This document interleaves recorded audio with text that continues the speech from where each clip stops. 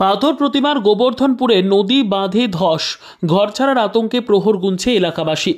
হাতে গোনা কদিন আগে গোবর্ধনপুরের রিং বাঁধের সিদ্ধান্ত, তার মধ্যেই নদী বাঁধে ধস, আতঙ্কে চোখের জলে প্রহর গোনা শুরু। গোবর্ধনপুরের ধস কবলিত এলাকার ৭০ বছরের বৃদ্ধা থেকে এলাকাবাসীর চোখের জলে লোটা কম্বল গোছানো শুরু। মুখে শুধু একটাই কথা, ঘর ছেড়ে দিলে থাকবো কোথায়, কে দেবে তাদের আশ্রয়। ইতিমধ্যে দক্ষিণ ২৪ পরগনা জেলার পাথর প্রতিমা ব্লকের জিপ্লট গ্রাম পঞ্চায়েতের গোবর্ধনপুর এলাকা বারবার নদী বাঁধ ধসের কবলে পড়েছে প্রশাসন থেকে। ৭ থেকে ৮ বার তৈরি করা হয়েছে রিং বাঁধ। তৈরি হয়েছিল প্রায় কোটি টাকা খরচা করে কংক্রিট ঢালাই আয়লা বাঁধ, কিন্তু আয়লা বাঁধ শুরু আর শেষ কয়েক মাসের ব্যবধানে এর মধ্যে প্রাকৃতিক বিপর্যয় সমস্ত বাঁধ ভেঙে এলাকা প্লাবিত হয়েছিল। গত বছর প্রায় ৪ থেকে ৫ মাস এলাকার বাসীকে কাদা এবং জলে বসবাস করতে হয়েছে। তার মধ্যে তৈরি হয় আবার একটি রিং বাঁধ, ঢেকে দেওয়া হয় জিও চর দিয়ে ঢেউ এবং ধসের হাত থেকে রক্ষা করার জন্য, কিন্তু সে প্রযুক্তিও কাজে লাগেনি। ইতিমধ্যে আবারও ধস দেখা দিয়েছে। আলোচনার মধ্য দিয়ে আমরা একটা সমাধান সূত্র তৈরি করেছি। আমরা আশাবাদী যে গোবর্ধনপুরের মানুষরা তারা স্বতঃপ্রণোদিত হয়ে তাদের যে সমস্যাগুলো আছে সে সমস্যা ওভারকাম করবার জন্য এগিয়ে এসছে। এটা আজকের আমাদের আলোচনার মূল বিষয়বস্তু বলে মনে করছি।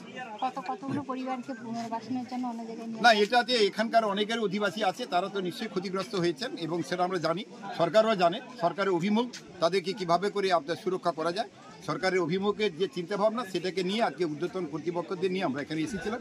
আলোচনা অনেকটা ইতিবাচক। কিছু পাইও না, বড় দুঃখে কষ্টে দিন কাটাচ্ছি, আর অবস্থা খারাপ, এই চলে যাবে, কি করে থাকবো, কোথায় যাব, কোথায় পাবো, কি অবস্থা। আর আমাদের থাকার কোথাও জায়গা কিছু নেই। সারা রাত কান্না করি, বসে থাকি, কখন খাই কখন খাইনি।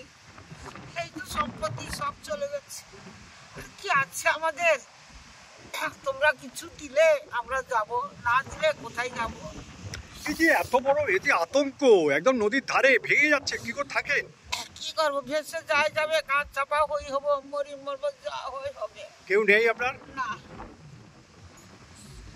সব আছে না, কেউ নেই। মেয়েদের বিয়ে দিয়ে দিয়েছি, ছেলে আকাশে চলে গেছে বাইরে। এর আগে তো ভেঙে গেছিল। হ্যাঁ হ্যাঁ হ্যাঁ, তারপরে তো এটা বাঁধ হয়েছে, আবার ভাঙছে। আবার ওই যে আবার এই অমাবস্যায় আসবে, ওগুলা কিছু থাকবে না। এই তার দেখে করে বাড়িতে জল ঢুকে গেছে, যা বাঁধ ঢুকিয়ে গেছে। মাসিমা কি করে থাকবে? বয়স্ক লোক, ৭০-৮০ বছর বয়স হলো, আর কি থাকতে পারবো? আপনার নাম? সন্ধ্যা বিষয়। কতদিন বাস করছেন এখানে? হ্যাঁ, ৭০-৭৫ হয়ে গেছে বয়স, সেই দিন থাকতে বাস করছে।